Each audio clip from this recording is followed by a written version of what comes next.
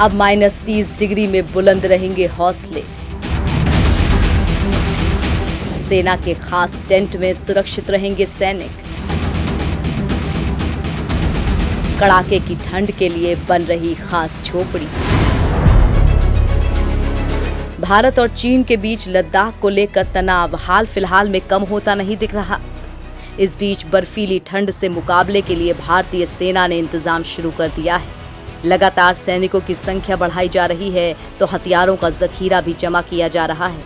चूंकि लद्दाख में तापमान बहुत नीचे चला जाता है, लिहाजा सेना के लिए इस बार वो खास टेंट लगाए जा रहे हैं जिसके भीतर तूफानी रफ्तार वाली ठंडी हवाओं के बीच भी हमारे सैनिक सुरक्षित रह सकें। इस तरह के खास टेंट को आर्कटिक टेंट कहते हैं। फिलहाल क्या हैं हालात? लद्दाख में दौलत बेग ओल्डी और देपसांग में चीन ने 17,000 से भी ज्यादा सैनिक तैयार कर रखे हैं। साथ में हथियार और बख्तरबंद वाहन भी हैं।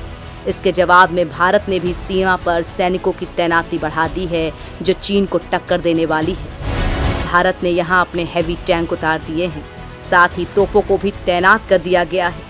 इतना ही नहीं, भारतीय सेना सर्दियों के मौसम के लिए भी इंसुलेटेड कैंप बनाने में जुटी है, यानी वो जगह जहां का तापमान नियंत्रित रह सके, क्योंकि लद्दाख में ठंड में तापमान -30 से -40 डिग्री सेंटीग्रेड तक भी चला जाता है। ऐसे में भारी और कितनी ही लेयर वाले कपड़े क्यों न पहने जाएं, आंधी तूफान में वो किसी काम के नहीं रह जाते। यही देखते हुए सेना वहां आर्कटिक टेंट लगाने जा रही है। इसकी कई खासियतें हैं, लेकिन जैसा नाम से समझ आ रहा है, इसका मुख्य काम सर्दी से बचाना है। क्यों खास होता है आर्कटिक टेंट? सर्दी में बचाव के लिए बने इस तरह के टेंट को आर्कटिक ओवन टेंट भी कहते हैं। साल 1987 में बर्फीले इलाकों में कैंपिंग के साथ साथ सैनिकों के लिए तैयार किए गए इस टेंट की खासियत इसका फैब्रिक है। वेपेक्स नाम के मटेरियल से बना ये कुछ ऐसा होता है कि टेंट से बाहर भारी बारिश के साथ बर्फबारी भी हो रही हो तो भी अंदर के तापमान में सूखा रहता है। साथ ही अंदर की नमी भी ये बचाए रखता है ताकि सांस लेने में कोई समस्या ना हो। चूँकि इस टेंट की दीवारें नमी रहित होती हैं, लिहाजा अगर एक टेंट में 6 फीट से लंबा व्यक्ति हो तो वो भी बिना पैर सिकोड़े एक से दूसरे कोने तक फैलकर सो सकता है। टेंट ठीक से एडजस्ट हो, इसके लिए उसमें फैब्रिक के भीतर एल्युमिनियम की मोटी ट्यूब होती है। इससे टेंट खुद ही खड़ा हो जाता है और भारी बर्फबारी में भी गिरता नहीं है। इसके ऊपर भी बर्फ जमा हो तो भी ये सीधा खड़ा रहता है। इसे खोलकर एक से दूसरी जगह भी ले जाना उतना ही आसान होता है, यानी ये सैनिकों के लिहाज से बिल्कुल सही टेंट है।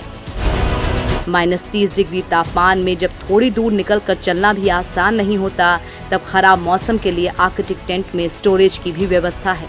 वहाँ सैनिक राशन से लेकर हथियार और अपनी ज़रूरत की सारी चीज़ें रख सकते हैं। ऐसे में अगर तूफानी मौसम हो तो किसी एक को एक से दूसरी जगह जाने की ज़रूरत नहीं पड़ेगी। आर्कटिक टेंट के साथ साथ प्री फैब्रिकेटेड झोपड़ी नुमा स्ट्रक्चर बनाए जाने की भी तैयारी है। ये फ्री फेब भी कहलाता है। असल में ये टेंट की तरह ही होते हैं, लेकिन सारे मौसमों के लिए होते हैं। इन्हें असेंबल करके बनाया जाता है और इनके भीतर रहने के लिए सारे इंतजाम होते हैं। अब भी कई देशों में ऑन साइट रहने वाले इंजीनियर्स और स्टाफ के लिए प्री फैब ही दिए जाते हैं। दूसरे विश्व युद्ध के दौरान जब कई देशों के शहरों में भारी तबाही मच गई और इमारतें टूट गईं, तब वहां के लोगों ने इसी तकनीक के जरिए काफी दिनों तक गुजारा किया था।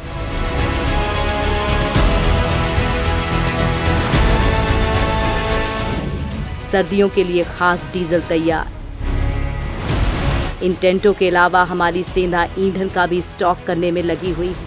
बता दें कि सर्दियों को देखते हुए वहां एक खास तरह के डीजल की सप्लाई भी की जाने वाली है। माइनस तापमान में काम आने वाली इस डीजल को तेल company Indian oil corporation limited यानी IOCL लेकर आई है, ताकि सर्दियों में भी जवानों का मूवमेंट आसान हो सके। IOCL का दावा है कि ये लद्दाख की सर्दियों में भी जमेगा नहीं।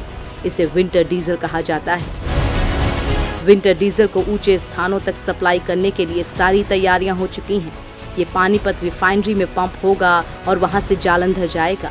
जालंधर से फ्यूल सड़क के मार्ग से लेह पहुंचाया जाएगा और वहां से ऊंचे स्थानों पर ले जाया जाएगा।